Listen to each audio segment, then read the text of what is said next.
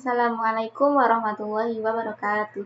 Perkenalkan, nama saya Umi Hafidhatunisa dari NIM 2410606014, program studi Teknik Industri UIN Sunan Kalijaga Yogyakarta. Nah, pada video kali ini saya akan menjelaskan mengenai Al-Quran. Nah, dari di video ini saya akan mengajak teman-teman semua untuk mengenal lebih dalam lagi mengenai kitab suci umat Islam, yaitu Al-Quran. Nah, di sini terdapat beberapa definisi Al-Quran. Yang pertama, definisi Al-Quran secara bahasa yaitu gabungan atau kumpulan wahyu dari kitab-kitab samawi yang pernah diturunkan kepada para nabi dan bangsa di masa lalu. Jadi, Al-Quran ini dulunya itu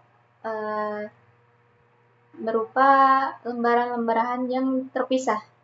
Jadi bukan satu buku yang kita kenal di zaman sekarang ini. Jadi dulu ada salah satu kisah para sahabat Nabi yang mengumpulkan lembaran-lembaran Al-Quran ini untuk dijadikan sebuah buku.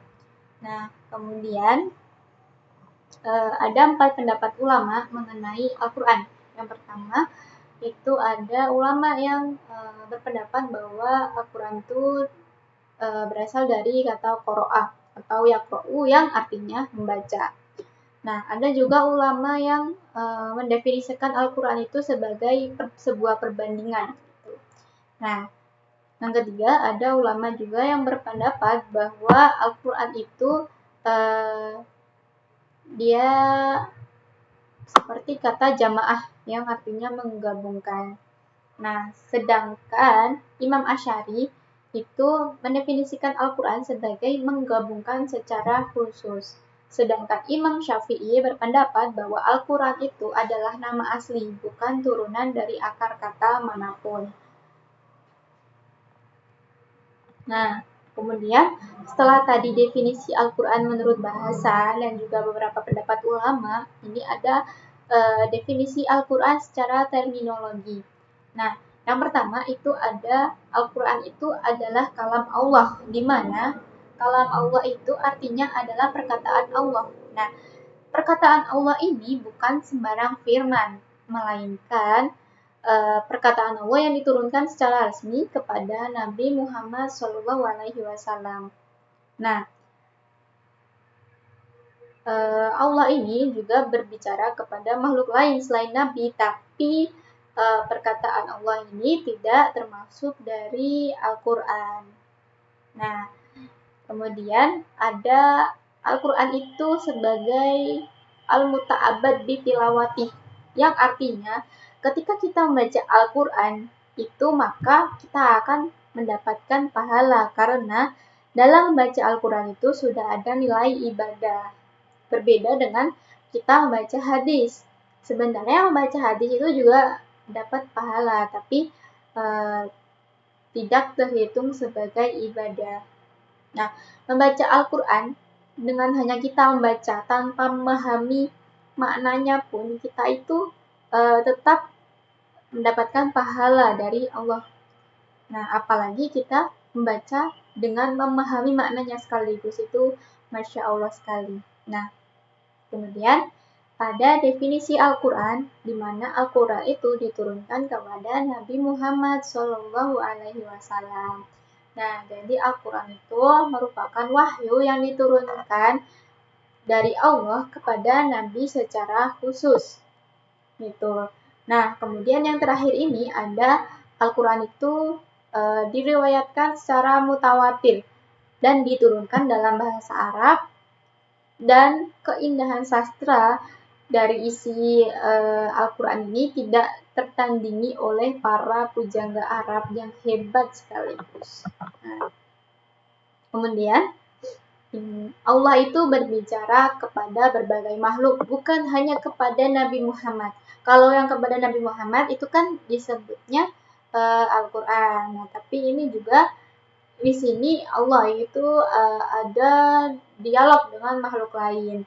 Nah, untuk yang contoh pertama itu ada Allah itu berbicara dengan roh manusia sebelum lahir, seperti dalam Quran Surat Al-A'raf ayat 172 yang berbunyi, Wa id akhadha rabbuka min bani Adam min zuhurihim dzurriyyatahum wa asyhadahum ala anfusihim alastu bi rabbikum qalu bala syahidna an taqulu yaumal qiyamati inna kunna an hadza ghafilin.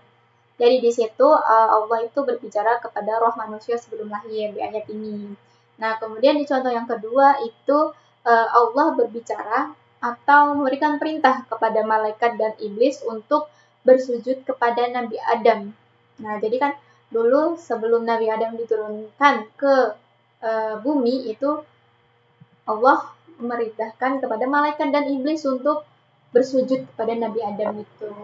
Tapi yang melakukan siapa? Hanya malaikat, iblisnya tidak mau. Nah, perintah ini atau dialog ini ada di Quran Surat Al-A'raf ayat 11 sampai 18. Nah, di sini saya akan membacakan Quran Surat Al-A'raf ayat 11 saja yang berbunyi, Walaqad khalaqnakum tsumma sawwarnakum tsumma qulna lil malaikati isjudu li adama fasajadu illa iblis lam yakum minas sajidin.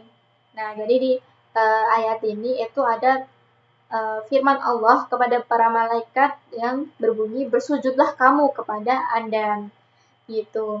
Kemudian contoh yang ketiga itu dialog Allah dengan hewan-hewan seperti lebah. Nah, di sini itu contohnya di surat An-Nahl ayat 68 yang berbunyi, Wa auha rabbuka ilan nahli anittakhidhi minal jibali buyutan wa minasyajari wa mimma ya'rishun. Jadi di sini Allah itu memerintahkan kepada lebah untuk membuat sarang-sarang gitu, sarang lebah gitu. Nah, kemudian yang terakhir itu adalah contoh dialog Allah kepada langit dan bumi. Langit dan bumi itu kan makhluk juga. Nah, jadi Allah itu juga berfirman kepada langit dan bumi. Yang bunyinya itu ada di Quran Surat Fussilat ayat 11.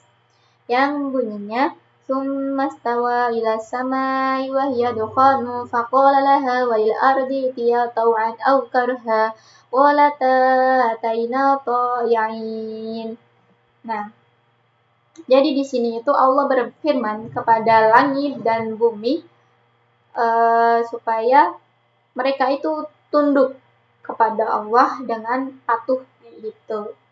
Jadi kesimpulan dari ini, dari beberapa contoh dialog Allah ini, luasnya kalam Allah atau luasnya percakapan Allah itu mencakup berbagai makhluk di muka bumi ini. Namun, Al-Quran ini adalah kalam Allah yang secara khusus diturunkan kepada Nabi Muhammad untuk dibaca dan diamalkan oleh manusia sebagai bentuk ibadah kepada Allah. Nah, gitu. Kemudian, ada karakteristik definitif dari Al-Quran sendiri. Itu ada 6. Yang pertama, karakteristiknya itu adalah kalam Allah. Nah, jadi Al-Quran ini isinya itu perkataan Allah yang hakiki. Nah, ada juga namanya tuh hadis qudsi, tapi hadis qudsi ini isinya tuh dari Allah, tapi dia nggak termasuk dari Al-Quran. Nah, kenapa? Insya Allah ya, ini insya Allah karena diturunkan kepada makhluk lain, maksudnya bukan kepada Nabi Muhammad gitu. Nah, kemudian yang kedua, karakteristik yang kedua itu Al-Quran diturunkan kepada Nabi Muhammad SAW sebagai wahyu gitu. Nah, kemudian karakteristik yang ketiga itu al-muta'abbad bi tilawati, di mana dalam membaca Al-Quran ini adalah sebuah ibadah. Kita membaca Al-Quran saja itu sudah termasuk ibadah kepada Allah gitu. Kemudian karakteristik yang keempat itu ada mutawatir. Nah, mutawatir ini artinya tuh diriwayatkan oleh banyak perawi. di setiap tingkat sanad. Jadi mustahil untuk isi Al-Quran itu sifatnya dusta gitu loh. Gitu.